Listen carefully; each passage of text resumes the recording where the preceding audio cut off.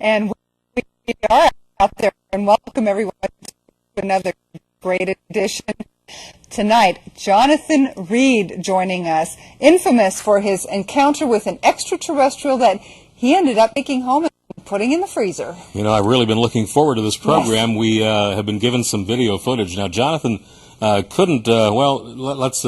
We'll let him tell the story. We'll let him tell the story. We have a video. He couldn't get this video done in the United States, so he had to go to Mexico to have it done. It's fantastic. And wait till you see some of the footage that we've got coming up this evening. Really breathtaking. My life in the past, before this encounter, was tranquil. I had everything that I could have hoped to achieve in my life. I had a good job. I had graduated from a good university. I had a good home. I had reached a point of status in my life that I was very, very comfortable. When my encounter happened, when this exactly happened, my life changed completely. Dr. Jonathan Reed was a child psychologist who, back in 1996, had an incredible encounter with an extraterrestrial. Tonight, he joins us by phone from an undisclosed location to share his story. Welcome, Dr. Reed. Thank you, Kate. Thank you, Richard, for having me. I'm very excited about this. Hi, Jonathan. This is one of the few interviews that we've had over the last 3 years where we don't know where our guest is. Well, I can tell you I'm in Canada. Okay. Okay. I live both half the time in Mexico and half the time in Canada. Why do you have to live in Mexico or Canada, Dr. Reed? Well, it's a choice. Since the encounter happened in 1996, as you know, my life has changed a great deal. And I've chosen to take this to where people accept this, not to where they attack me, my family, and my friends. You've had much, I'm sorry, Richard, you've had much better success even getting it out to the public. In like, for example, your video, the one that we just showed a clip, had to be done in Mexico. Exactly. Many cultures accept this very, very differently than the United States. Yeah. And there is what I believe, in my opinion, a clandestine operation to keep this away from the public, to keep the truth away. What year did this happen to you, Jonathan? It was October 15th, 1996. All right, let's go to the beginning before we show any video footage. And for the viewers that we have who haven't got a clue of what happened to you, maybe you can go back to that day and tell us what happened up in the Cascade Mountains. Very good. Like I said, it was 1996, a beautiful middle to late October day. I went for a hike in the woods, a walk with my dog, Susie. She was a 7-year-old golden retriever who was like a member of my family. And we had done this many times before, you know, where you take the dog out and run independently in the woods. Now, this wasn't a park. This is up by Snoqualmie Pass, which is at about 5,000 feet elevation, about 60 miles from Seattle. And what I had done is got out of my Jeep and literally went for a walk. And about an hour into the walk, my dog took off running, barking, maybe chasing a squirrel or a deer. That's not unusual. But this time, the barking sound changed. It became very aggressive, very angry. And when you have an animal that you've been around for several years, you learn to understand the different tonalities of their bark. Well, she was definitely after something, and then again it changed to the point where she was being pursued, I thought, by either a bear or a wildcat, which is native to this part of the country. So I was concerned. So as I ran up to where I had lost sight of her, but I could still hear the barking, I decided I would take off my day pack, pick up a large branch that was laying on the ground like a very long baseball bat in case I had to untangle her with a raccoon or a wildcat. And as I pursued where she was, trying to locate her exact position by the barking, I came over this rise and was face to face with my dog connected to what looked like at that moment a small creature or even a childlike being, but it was very dark. The overhead trees provided not much sunlight, so I could see this silhouette of this thing. But at the moment that I encountered this, it was throwing my dog back and forth over its head. Now, my dog weighed almost 100 pounds. I don't know that I could do this as rapidly as what I was experiencing. And within a moment, now all this happened within like 15 to 20 seconds of my coming on the scene, all of a sudden this thing was tearing my dog apart, killing my dog in front of me. And what I mean is tearing her at the throat apart where there was blood and sinew exposed, and then all of a sudden it turned and looked at me with this incredibly evil look, and I figured, I'm next. I jumped forward maybe 3 feet, hit this thing as hard as I could with this branch, like a baseball bat, dropping it to the ground, assuming that I had killed it. Okay, we're going to get to a piece of video footage right now that will take us through the next step of this. This is now after you've struck the creature and it's fallen to the ground. Your dog is now dead, and you later on took some video footage of the area showing the obelisk and some of the forest. Can we run that now? Yes. Okay, let's hear this. And folks, I caution you, if you have young children watching the TV, this is pretty graphic footage, and it may not be for the weak of heart. Okay, let's see the videotape.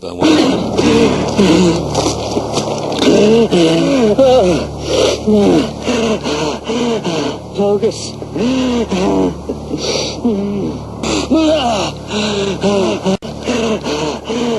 Focus.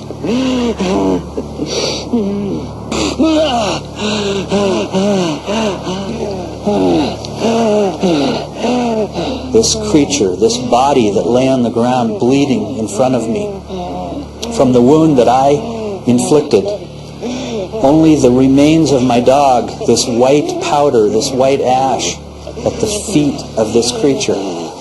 And this floating black object that I call the obelisk, floating in the air, not touching the ground.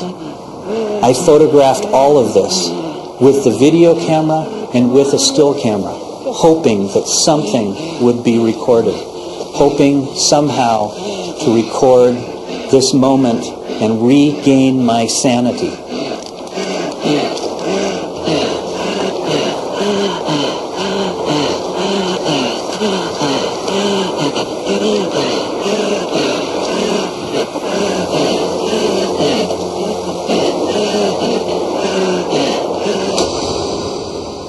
Wow.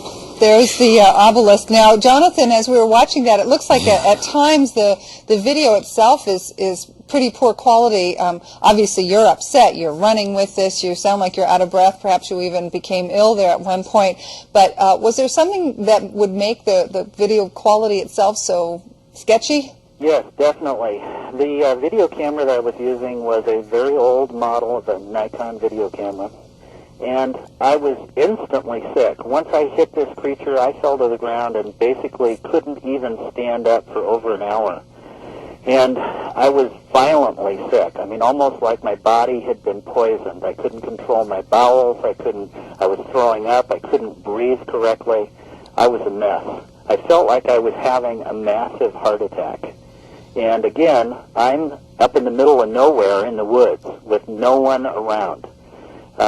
At that time, I spent some time trying to regain some composure, trying to be able to understand what was going on. But again, nothing from that moment on felt real to me. It felt distorted, out of my realm of my reality, which I had learned, all my life. Jonathan, you also said in the video clip something about a white powder that was your dog. We missed what happened there. When I saw my dog being torn apart, before her body hit the ground, it literally dissolved into almost like a white ash or a powder. Incredible, unbelievable. And like I said, after spending an hour and a half being sick, I regained some strength, got up, and said, I've got to try to record this. And what happened with the video is the closer I would get to this black object that I call the obelisk, the more the videotape would distort. Sure. As if there was a magnetic field causing the videotape to distort. That's totally understandable, you know. Obviously, it was generating some kind of magnetic force. Yeah, it would directly affect a video camera or any camera. Right. And you know, I've only learned all of these possibilities since this encounter happened and since I've gone public with this. Before this, I believed nothing. I didn't even believe in science fiction. I was a scientist based in fact, hard fact. And I always like to tell everyone, because this is the best thing I can tell you, is if this had not happened to me, I wouldn't believe it either. Well, it is pretty fantastic, you have to admit. Well, you know, this happened to you, Jonathan, back in 1996. I mean, this is 8 years later, and I can still detect in your voice that it's just like it happened to you last week. Well, when you have an experience like this, it not only changes your feelings about the subject, but this has changed my entire life, my entire concept of what our life is about, and the fact that the realities that we live in are not necessarily the ones we've always been told are the only ones that exist. Do you think that you'll ever be able to come back to the United States? Yes, since this happened, and many of your viewers and audience know that I went on the Art Bell program, and early in '99, and we presented this material to the public, and you know, he has a huge viewing audience. This went worldwide. Right. I then shortly later went on television in Mexico and presented this material to the world. And this program, again, through Mexico, has aired around the world 11 times. After this happened, I became a much more public figure, therefore being left alone to some extent. But even to this day, there are still organized groups of people who attack not the evidence from my case, but me, myself, the person. Personal character assassination. Right, Jonathan, let's... harassment of my family and my friends. I want to talk about that when we come back from our commercial break, how your life was simply deleted. Everything about you, your school record, social security number. And also, when we come back from the break, let's get into how you got the body back in the car, back home, and we'll show some video footage of the creature wrapped up in the space blanket on your kitchen floor. Our guest is Dr. Jonathan Reed, author of the book called Link, an E.T. Odyssey, and we'll be right back. Stay with us. Hi, everybody. We are back, and thanks for waiting through the break. Our guest tonight is Dr. Jonathan Reed. Hi, Jonathan. You still there? Yeah, I'm still here. Thank you. Okay. You know, we're speeding through this because we only have an hour for television, and the story as it unfolds in your book is really the way to appreciate it, or on your videotape. So the alien to you, or the creature, is for the most part, you've killed this thing. Yes, at that moment, once I hit it, once I was in this area, I felt it was dead. And I was afraid. I was not only afraid what was happening to my body, but afraid that I had killed something.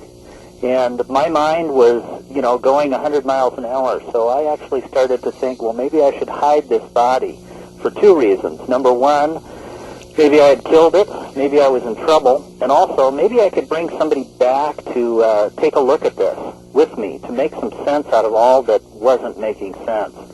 So at that point, I grabbed the body and kind of rolled it up in a thermal blanket that I had, which is an emergency blanket that many people take with them when they're hiking in the woods.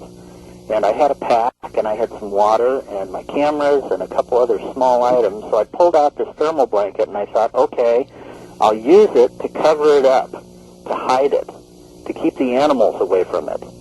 So this was my initial thought. But after I picked it up and rolled it up, similar to a sleeping bag, so I wouldn't have to touch the body, I realized this thing was so light, so incredibly light, maybe under 50 pounds, that I picked it up and I started looking for a place to hide it, to store it so it would be safe. And I started walking back to where I had parked my Jeep. Now, incredibly, I had walked to this site, taking me almost an hour. Well, all of a sudden, I found myself back where my Jeep was parked. I mean, it felt like within 5 or 10 minutes. This was incredible in itself. But at that moment, I thought, okay, I'll put the body in my Jeep, and I've got to get some help. I've got to drive home, because I was so sick, just unbelievably sick. So I put it in the back of my Jeep, I got in the Jeep, and I sat there for a long time. And I looked over to where my dog always sat next to me, and she wasn't there. So I knew something had happened. and in the rearview mirror I could see this wrapped up thermal blanket. Jeez. And so I started for home. I was about 60 miles from my home. And I stopped at a ranger station. There was no one there. I was trying to get help. I rested for a while. I drank some water, and I continued to drive home. And once I got home, I sat in my carport, and I thought, none of this can be happening. None of this is a reality. It's got to be an illusion. But again, there was this thermal blanket in my car. I couldn't deny what I had found. So now you get home and you've got this thing in your car. Do you decide, like, what do you do with it? Do you put it in the house right away? What do you do? Well, first of all, you have to try to stand in my shoes, and it's very difficult. And again, this is where people really need to read the book and understand the story. Yeah. But my mind was denying this. It was constantly telling me this couldn't be true. I don't want to think about this. I don't want to think that this is a reality.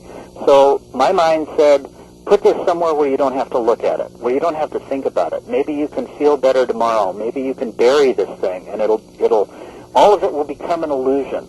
This is where my mind was at. So I got out of my Jeep, I went into my garage, and I had a big, large freezer that was like, they call them a coffin freezer.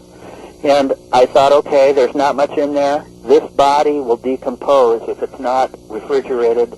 So I thought, this is a good place. I'll put it in there. I won't have to look at it, and it'll be there when I need to deal with it.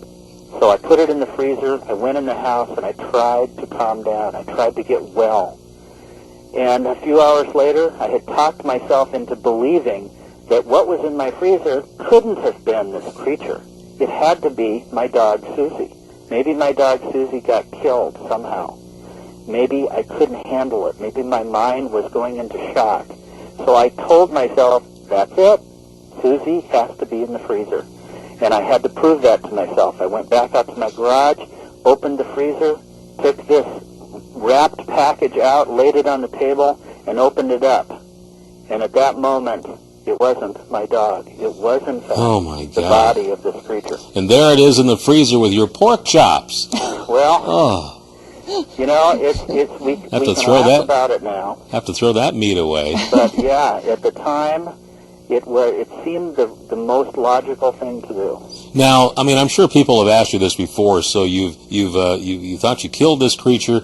I mean, you didn't run right to the police or the authorities right away. There must have been a reason for you not to do that. Well, I was afraid. I was scared. I had tried to get help, like I said, on my way home.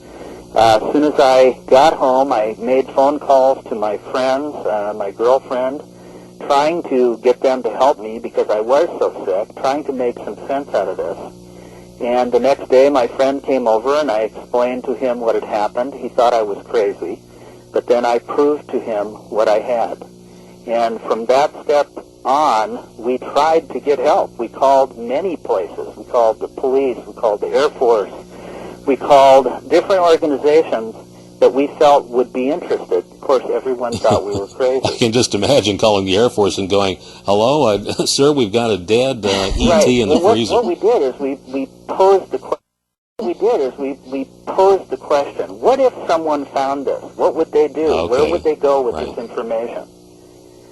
And most of the time, you know, we got an answer that, well, you know, unfortunately you're crazy, please don't bother us. You know, Jonathan, I've thought about this a few times since watching the video, and, I mean, there's no way I can put myself in your place, but I'm thinking, you know what, I may have done the same thing. Well, you know, there is no school to learn what to do when the circumstances like this happened. And all I did was react to the moment, to try to keep breathing, to try to keep moving, to try to go home and get some help. Jonathan, okay. Before we have to go to another commercial break shortly. So we want to show this next clip. Now we're going to show the clip where you have the creature in your living room or your kitchen floor, and unwrapping it, and you're measuring it and looking at it. Right. How many days after the event did this happen? That was 4 hours after I had gotten home. Okay, all right. Again, I'd gone to the freezer to tell myself this couldn't be true. I realized it was, and I carried it into my rec room, and the videotape that you're about to show is that exact moment. Okay. We're going to run that right now. Wayne, go ahead.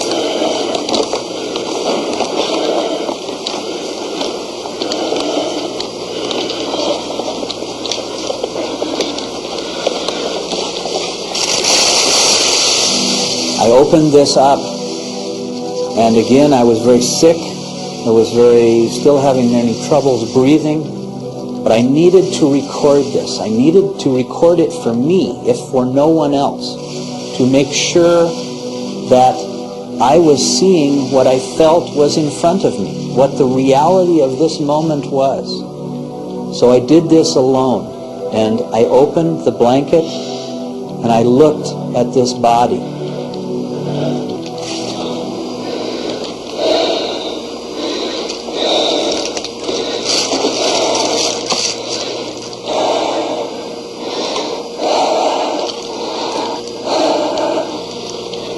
I looked at its hands and its head. I looked at the wound that in fact I had inflicted by hitting this branch in the woods. I saw the blood.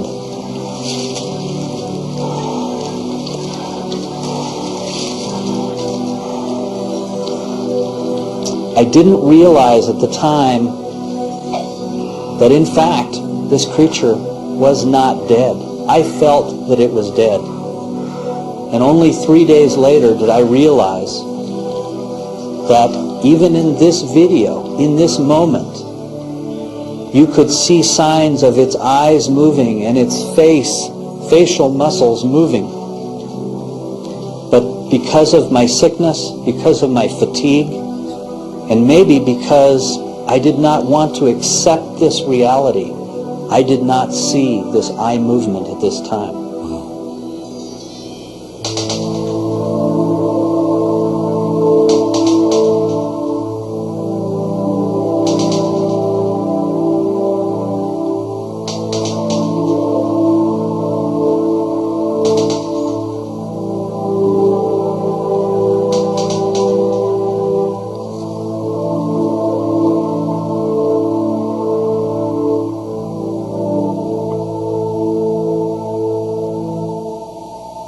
How long did you have this creature around your house?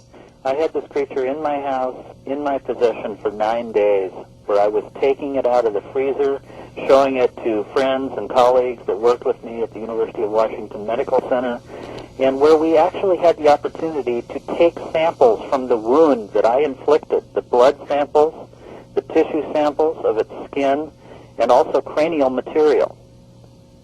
So now we've got another. Now you're assuming all along that it's dead. Wait a minute. You're assuming all along that it's dead. All this time you're taking pictures and samples. When did you realize that it wasn't? Well, on the third day, I had plans to have someone come over to my house and look again at this creature, a professor from my university. And at the last minute, he called and canceled very abruptly, almost rudely. And I was a little bit upset, but hey, you know, what I was going through was upsetting enough. So I went back out to the garage where I had set up a table and some lights for him to look at the body, and I started putting this stuff away. And while I was doing this, I started to hear a noise that was coming from like underneath this freezer, and kind of a scratching sound. And I thought, well, maybe it's the compressor going out. And if this was true, I would have to find another place very quickly to put this because it would start decomposing. Well, for me to check this was simple, was to open the top of the freezer and look at the thermometer on the inside. And if the temperature was rising, obviously, it was breaking down.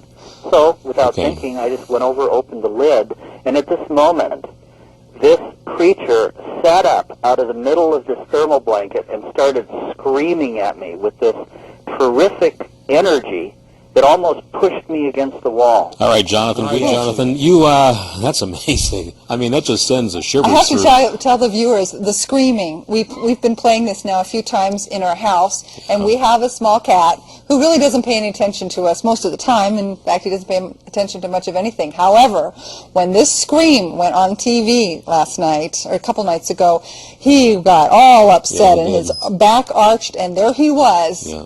Well, I'll tell you, that scream has been around the world, and it was tested in Japan by some sound engineers who proved that it was, in fact, a biological sound. I feel it. You said a few minutes ago that you had done some tissue samples. Now, did those tissue samples show anything, of any consequence? Oh, and they are incredible. Again, this case has a tremendous amount of evidence as well as videotape and photographs. And even if you don't believe me or my words, this kind of evidence has to be looked at in its own self. The tissue samples that we had, again, were from blood tissue and cranial matter tissue from the wound on his head. We did a pathology study case at the University of Washington Medical Center with the head pathologist who said no matter what he found, he would go public with this information. What we found is huge amounts of differences between human and animal.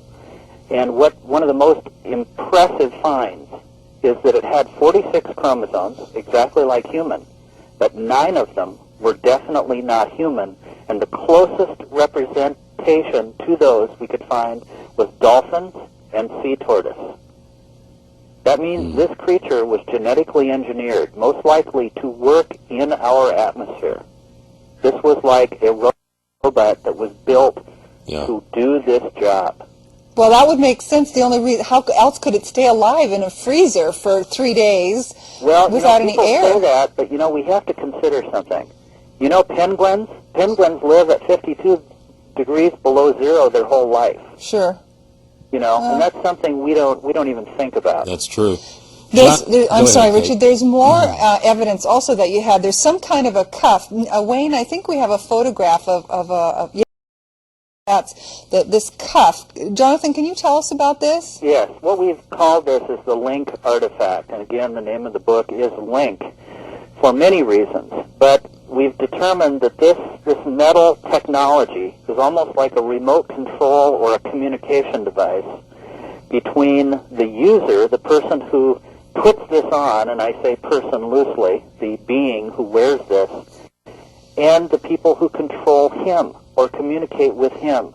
We believe now, after analyzing exactly what happened with me in the woods and my dog, that Susie most likely knocked this off of the arm of the creature where she was attached to him.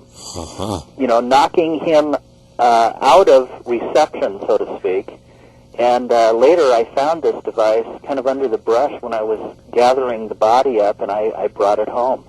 It has been looked at, it has been analyzed, and the results of that are unbelievable, incredible. You were saying on the videotape that when you, it's kind of a C shape, and when you put it on your wrist, it forms right into the, shape of your own body. Right. It's literally a biological interface that connects to the wearer with 3 gold pins that pierce the surface of your skin and go right into the muscle tissue and nerve tissue. Jonathan, you've had threats on your life. You've had your house ransacked and raided. Everything you owned was taken on you. I mean, talk about the ultimate violation. Well, again, I sympathize with people like Dick Clark. Yeah. who come up with a statement trying to get some help, and instead they're violently attacked. And in my case, when this started, I had a good job, I had a good education, I was very happy with my life, and within 9 days, I had no job, no credibility, no Social Security card. I had lost thousands and thousands of dollars, and all of my records had been erased. They can do that. Well, we know that for sure. And since then, I have gained some of that information back with the help of several researchers who are very credible people. Robert O'Dean, Wendell Stevens, Dan McAvoy, Donald Ware. These are professional researchers who spent almost 2 years with me, following me, going to people who knew me in my past, who helped me with my education, with my work, who proved that, in fact, Jonathan did exist, and that all this was now gone. I wanted to point out that when we do if you go on the internet and you put your name into Google, you find all kinds of people saying he's a liar, he's not really who he is, he was never a doctor. It must really hurt you to realize that people are taking that kind of a personal attack. Well, what's interesting is they're not attacking the evidence. They're attacking the character of me. Right. Because if you destroy the character of the witness, then people won't look at you. How sad. Yeah. often wonder, what is it going to take? I mean, here you have video footage of a craft, footage of a being, an artifact. samples. I mean, people have been saying for a long time, show me proof. Well, you have shown the world proof. Well, yes, I believe you. I think this is an important fact, but what's very important at this moment is I want to say this isn't just about me. This is about the thousands and thousands of people all over the world who have had contact, who are afraid to come forward, and now we know why. Because if they do, their lives are literally torn apart. Now, I don't believe this is a U.S. government agency. I think it's a world agency that wants to suppress any kind of information for many, many reasons. This may, in fact, be the truth that literally changes the way we look at everything in our lives. This may collapse some religions and some governmental ideas that have been a foundation of all our lives forever. So this is why I believe they are trying to keep this quiet, to destroy anyone's truth. Right. What I always say is, this is a personal experience. This happened to me and to thousands of other people. This is not a debate. This is just a situation where if people want to listen to what happened to one man, then they need to get the facts from the source. They can have their own opinion. Right. Everyone has a right to their own opinion. Jonathan? Like I said at the beginning, Yeah. if it hadn't happened to me, I wouldn't believe it either. Jonathan, we need to wrap up and say good night. Our program has ended. There's one thing that bothers me with the video that you shot on the kitchen floor, Yes. and that is the eye was opening and closing, and you said you didn't really realize that until after the video had been shot, and you can clearly see that. The guy is alive. Well, exactly. Yeah. And I was so sick during this time, he was literally playing possum Right. from me. Let me say this. I don't have time. Okay. Sorry, Sorry, we're running out. another show. As Jonathan has been speaking, his website has been listed all the time, and you can go there to get a copy of this videotape or Dr. Reed's latest book called Link. Jonathan, we need to say goodbye. Thank you. Thank you, and God bless. We'll do it again. Jonathan. Well, if that didn't get you something to think about, It's amazing. I don't know what this sells for, but It's now in Spanish. it is in but Spanish. we certainly could understand it all because there But was he's enough speaking subtitles. English And when he's being interviewed, through he's it, so speaking. you can certainly understand.